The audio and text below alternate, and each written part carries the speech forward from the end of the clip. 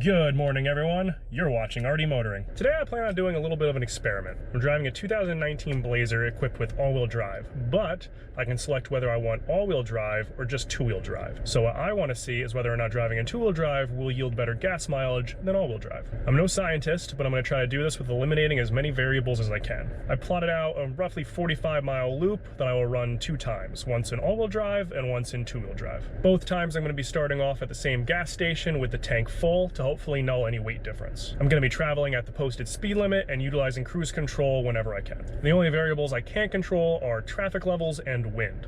If I hit more traffic in one run over the other, I'll definitely use more gas. And as far as wind goes, I'm not sure how much wind resistance will be a factor, but if there's a stronger headwind in one run over the other, it may have an effect. Again, I have no idea what I'm talking about. I'm not a scientist, but this is real world testing and I'm bound to come across some variables that may affect the results. I'm going to be tracking these results using my car's trip meter as well as keeping track of how much fuel I use at the pump. I'm also going to time how long each run takes me, just so I know if one run takes me a little bit longer, maybe I hit more traffic or not. Like I said, each time I'm going to be starting off at the same gas station, and I'm going to fill it up until the pump clicks off once, and I'm not going to top it off. All right, I'm coming up on the gas station. Now, I had just filled it with fuel last night, so it's probably not going to take that much, if any at all, but I do want to give each run a fair chance, so we're going to start off with the same amount and then go from there.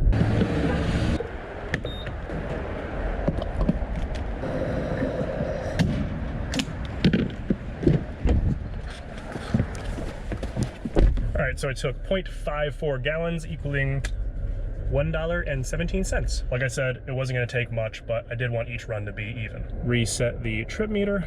For the first run, I'm going to be going in two-wheel drive. Time to get this show on the road.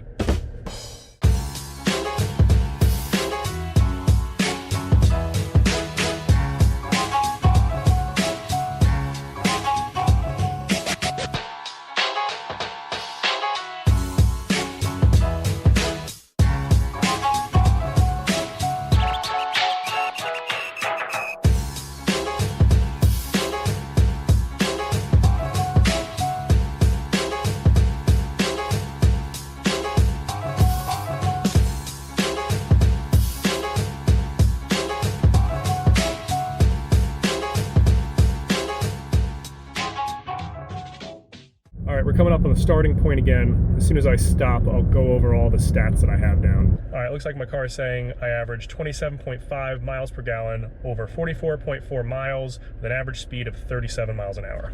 All right, so I filled it up with 1.336 gallons, went 44.4 miles.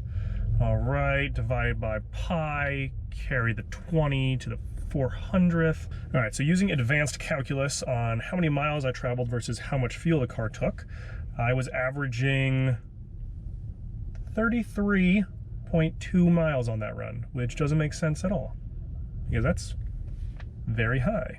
All right, time to put the car in four-wheel drive and do it again.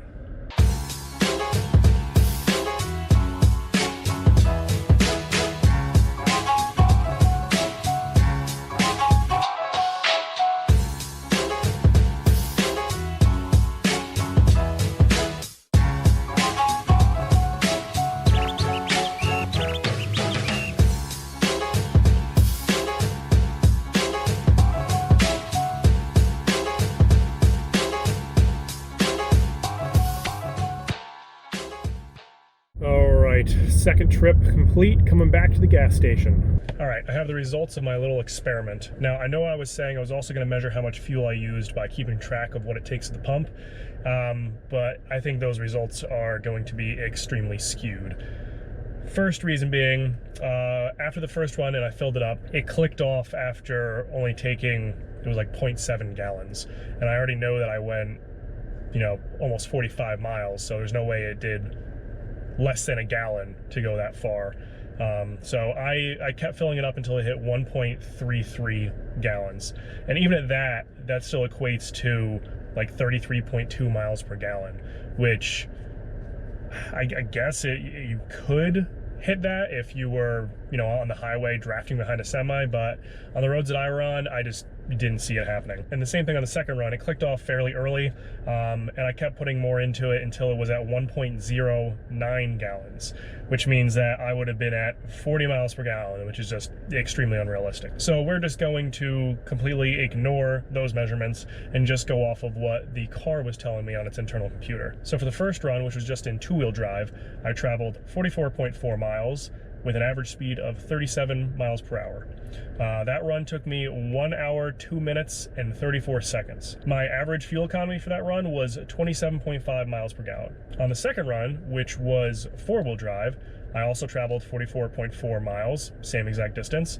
My average speed was 39 miles per hour, so just a bit higher, and it took me 1 hour, 2 minutes, and 5 seconds. So a little bit quicker, which kind of makes sense that, you know, my average speed was a bit higher. But my average fuel economy was 26.8 miles per gallon. Now, I can't say if that's a direct correlation to my slightly higher average speed.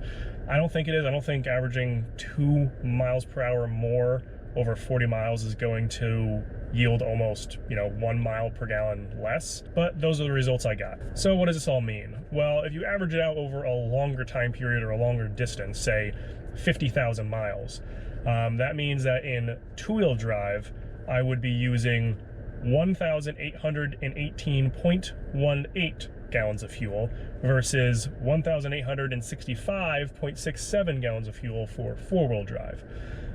Take into account the average price of a gallon here is like $2.05. That means that you're spending $97 more over 50,000 miles to use the four-wheel drive. I would rather have the extra traction when I need it. I personally leave it in four-wheel drive all the time. If you're trying to get the absolute best miles per gallon that you can, by all means, definitely leave it in two-wheel drive. But if you really don't mind and you'd rather have that extra traction all the time like I do, just leave it in four. All right, and that's all I got for my little experiment. If you enjoyed it, I'd really appreciate a like and consider subscribing as I post a new video every week. Take care, everyone. Oh.